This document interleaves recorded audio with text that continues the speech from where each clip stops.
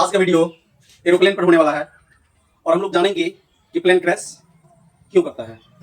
तो सबसे पहले हम लोग प्लेन के कुछ पार्ट्स को समझ लेंगे। ये एक कार्टून टाइप एरोप्लेन का फिगर बनाया है, या इसको क्राफ्ट भी बोल सकते हैं, एयरक्राफ्ट।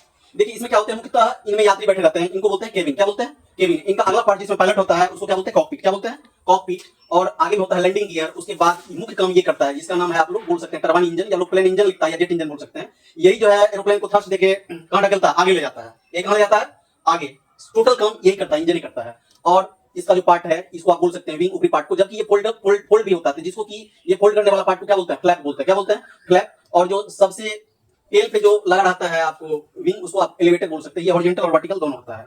यही है सिंपल एरोप्लेन का पार्ट्स। अब हम लोग जान लेंगे कि प्लेन क्रैश का मुख्य वजह या मुख्य कारण क्या होता है।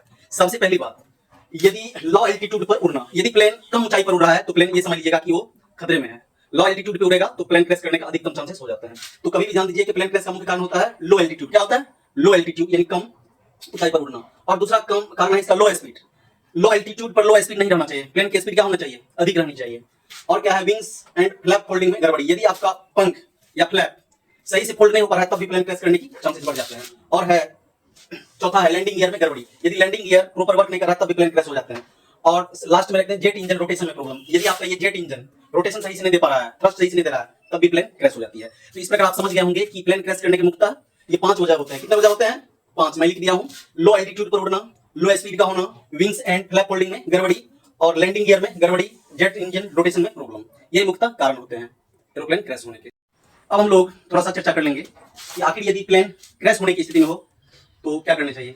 इनके लिए गाइडलाइन दिया रहता है और प्रॉपर इनका ट्रेनिंग होता है। क्या होता है?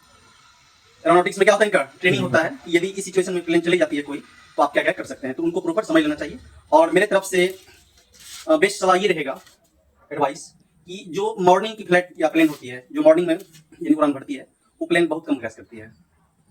और उसके बाद क्या होता है, जैसे जैसे फिर दिन बढ़ते जाता है तो उसमें संभावना कुछ ज्यादा हो जाता है। तो खैर इस पर इतना ब्लेम नहीं होता है, लेकिन सबसे बड़ी बात ये होती है कि आपको ऊपर इनका ट्रेनिंग लेकर रखना चाहिए। और यात्रियों के विमान में कैपेसिटी भी डिपेंड करता है। जो काफी ज्यादा कैपेसिटी, तो मीडियम रेंज कैपेसिटी पैसेंजर की जो होती है, उस एरोप्लेन में सीटिंग करनी चाहिए या उड़ान भरनी चाहिए, वही फ्लाइट को करना चाहिए। इस वीडियो में इतना ही, मिलते हैं नेक्स्ट वीडियो में। Thank you all of you.